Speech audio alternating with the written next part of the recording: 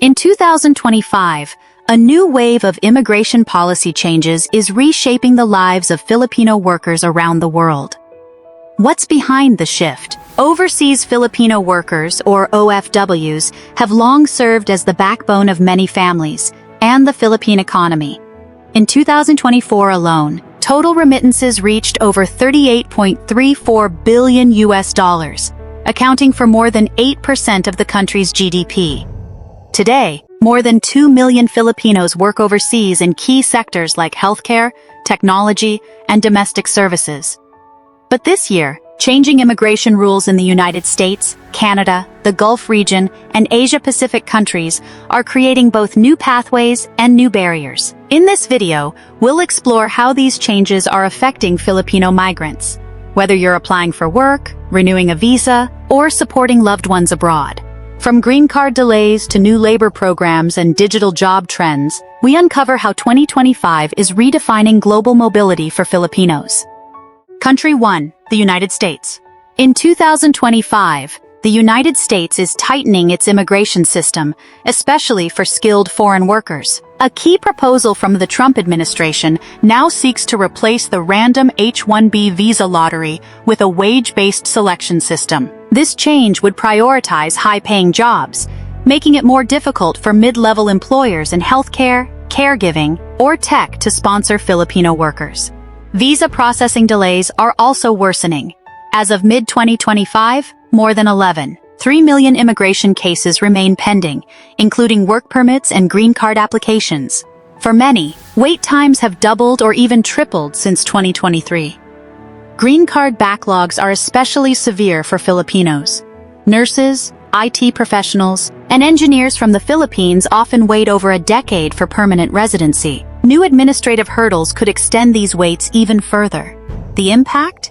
Delayed start dates, stalled renewals, and in some cases, denied visas. Experts warn that the U.S. job market is now tilted in favor of the highest earners. For Filipino families, this shift adds emotional and financial uncertainty, forcing some to explore job options in other countries. Country 2, Canada. Canada continues to offer immigration opportunities, but with more specific qualifications.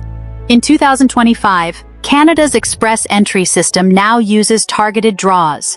These focus on applicants with Canadian work experience, French language skills, or occupations in high demand, such as nurses, educators, and skilled trades. For newcomers without local experience, entry is becoming more competitive. Quebec has introduced a new French-first system. Applicants must now show high proficiency in French, especially for oral and written skills, making immigration to Quebec more difficult for English-speaking Filipino professionals. New caregiver pilot programs offer hope. Launched in March 2025, two streams, childcare and home support, allow eligible foreign caregivers to apply for permanent residence. But demand is intense. Application caps were reached on the very first day. Meanwhile, family sponsorship rules have tightened. As of January, Canada now restricts open work permits for spouses and disqualifies children from obtaining dependent work permits. Only spouses of graduate students or highly skilled foreign workers are now eligible. For many Filipino families, this narrows the pathways for family reunification and dual incomes. Number 3. Middle East.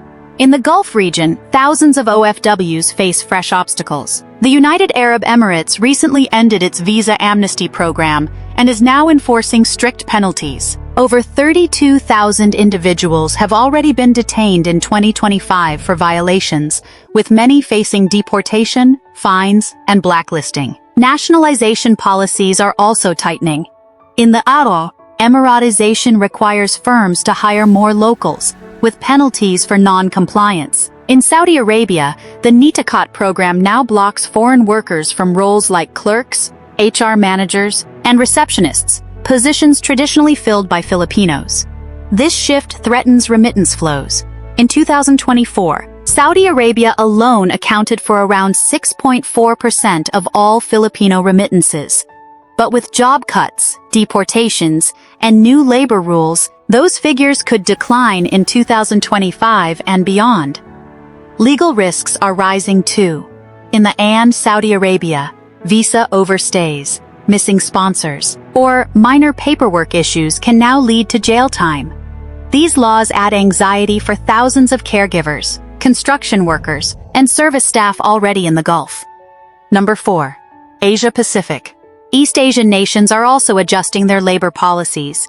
In Japan, the government has expanded its specified skilled worker visa to cover 19 industries, including warehouse operations and waste management. This creates new openings for foreign workers, but applicants must pass both skill tests and language exams. Taiwan is easing restrictions for caregivers. A 2024 policy allows families of critically ill patients to hire live-in caregivers with fewer health checks. By mid-2025, the government also enabled workers in manufacturing and agriculture to shift into caregiving roles. These reforms open doors for Filipino caregivers, though demand still exceeds supply.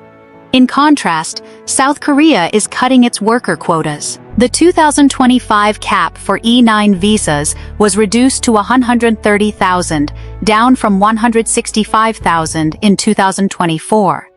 Construction sector quotas dropped sharply too. That means fewer slots and tougher competition for OFWs seeking jobs in farms, fisheries, and factories.